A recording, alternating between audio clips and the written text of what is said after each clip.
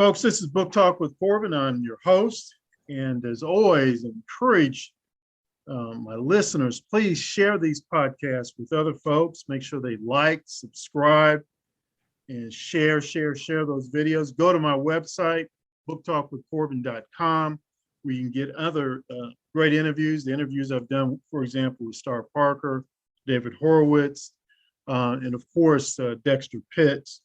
We have with us today, now, Doctor, you're going to have to help me with your last name, Dr. Richard Cravatt, is that correct? Cravatt, okay. And folks, he's going to talk to us about his ebook, probably one of the most important ebooks I've read in a while. As you can imagine, I do a lot of reading for this podcast, but when I read this, I said, no, I'm bringing this man on. And it's called Jew Hatred Rising, the Perversities of the Campus War Against Israel and the Jews. Now, Doctor, can you tell us very quickly where we can get a copy of that ebook? Yes, it can be downloaded at no cost as a PDF at stopcampusjewhatred.org. All one word. Stopcampusjewhatred.org. Exactly. Okay. And Doc, what I'm going to do, I'm going to start off with reading a little bit from the foreword of the ebook, if that's all right with you. This is a quote: "The crisis of anti-Semitism threatening our nation and our universities has only grown in recent years. In the following essays, Dr. Cravatt exposes the lies and misrepresentations of the pro-Palestinian movement on American campuses, revealing its true roots in the ancient animus of Jew hatred and the genocidal threat of Islamic supremacism." And then this is a foreword written by Sarah Dogan, National Campus Director of David Horowitz Freedom Center. And she concludes, the fact that so many demonstrators feel comfortable with, listen, openly supporting a terrorist group with the single purpose of murdering Jews indicates quite dramatically how prevalent and acceptable genocidal Jew hatred has become on campuses in America and Europe. Dr. Cravatt concludes, this succinct but impactful collection of essays provides an essential antidote to the perverse Jew hatred and pro-terrorist sentiment that have overtaken American campuses. I thought that was a pretty powerful forward. And I was just hoping maybe she's exaggerating. Maybe there's some exaggeration in there. Doctor, is there a possibility there's just a little exaggeration in there at all? Or is this... I wish there was.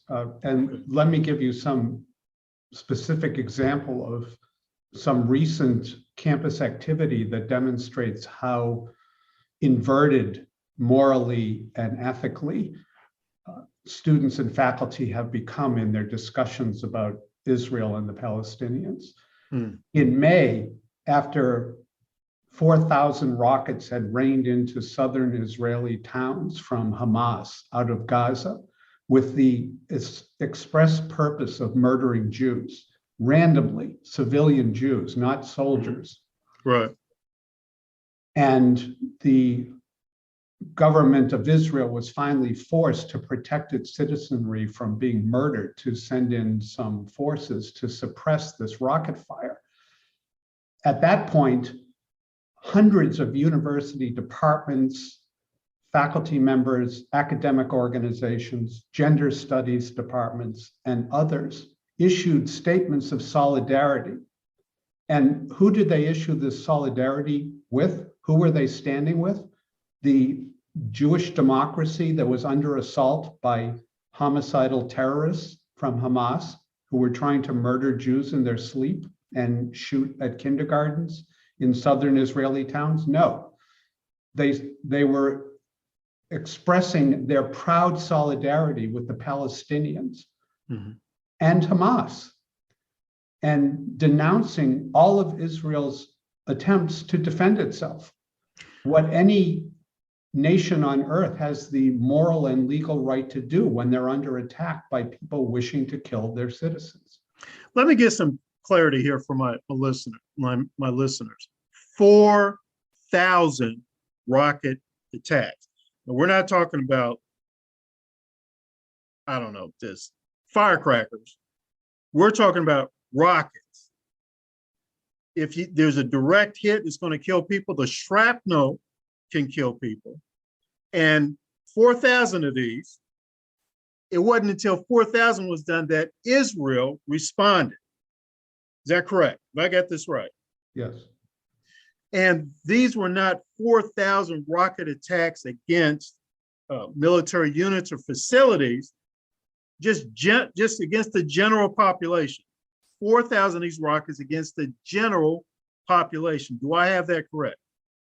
Yes, and it's important to note that each rocket firing constitutes a war crime under the Geneva Convention, that if you aim a weapon at civilian populations and don't designate a specific target that has some military or strategic importance, it's a war crime. But it's interesting that in all of those statements, the only group that was accused of war crimes was Israel, because they were accused of mounting a disproportionate response to the rocket attacks. Can you imagine if terrorists in Mexico were shooting into Texas over a period of weeks and had lobbed 4,000 rockets into Texas towns aimed at civilian neighborhoods? And we responded, and then the UN and others denounced us as being too aggressive and disproportionate in our response. A country that's under attack has no moral or legal obligation to withhold response and make it equivalent to the response that it received from the aggressor, right, or from the, right, terrorist. And unfortunately, Hamas has this dangerous and immoral practice of embedding itself in civilian neighborhoods, in mosques, in schools, and storing weaponry there, knowing that when Israel, even when it tries its best, is going to kill some Gazans as collateral damage. Mm-hmm. And some of them will be killed by explosives that go off, or by Hamas's own rocket fire, which happened a number of times where Gazans were killed by Hamas itself. So Hamas knows this very well and knows that Israel will be blamed. Right. So you're basically saying Hamas, which is supposed to be a political group, and it's been elected to be the ruling power, in, I think, in the Gaza Strip, they're using civilians as human shields. It's exactly. Sort of like if I rob a bank, the police are there, I'm going to grab the teller, put a gun to her head. Hey, you shoot me, I'm going to shoot her. And I try to make an escape. You're saying Hamas is basically doing that. Exactly. And Alan Dershowitz, the Harvard law professor, has called this the dead baby strategy. And it's been part of Hamas's very effective public relations strategy, even though it's ghoulish when you think about it, that they're willing to sacrifice their own citizens on behalf of their campaign to demonize Israel. And the way that much of the world is already slanted and biased against Israel, that they treat it in a way that no other nation would be treated if it tries to defend its citizens from assault. Israel had done nothing to receive those missiles in the first place, and it certainly has the right and obligation to protect its citizens from further assaults. And Israel has been described by its supporters and by Richard Kemp, for example, Colonel Richard Kemp, as being one of the humane and fastidious armed forces in the world, because they go out of their way at the expense of some of the Israeli soldiers to not have collateral damage of innocent Palestinians, even though Hamas is stacking the deck in a way that almost ensures that there will be civilian deaths. Okay. Let me go into asking you 4 questions to help my listeners get some deeper clarification on things. First of all, is it true that it's in the Hamas's covenant or some type of founding statement that they're all about the complete and utter destruction of the state of Israel. Yes, and more than that, they are for murdering and killing Jews wherever they are. So the idea that Hamas, and in representing the Palestinians, is interested in creating a Palestinian state living side by side with Israel is a complete fantasy. It's a misreading and misunderstanding of their true intentions. The intentions of the radical Palestinians, including Hamas, of course, is not two states living side by side in peace, but the absence of Israel. The creation of a Palestinian state has never been the objective of Hamas, certainly, or even Fatah, if you scratch deep enough below the surface.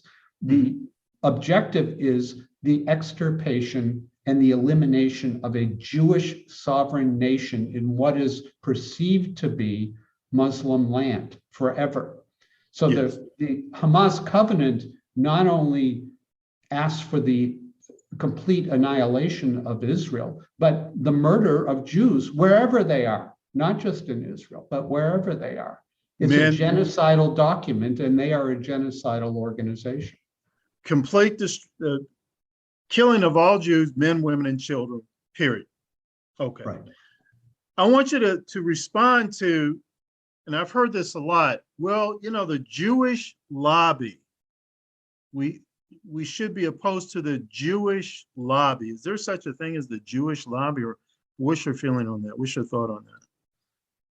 Well, you're aware that about 15 years ago, Stephen Walt and John Mearsheimer from Harvard's Kennedy School and the University of Chicago wrote a controversial book called The Israel Lobby, in which they tried to prove that there was this secretive, underhanded cabal of Jewish interests that were so powerful and so wealthy and so influential that they have taken control of Congress. And even though in their minds,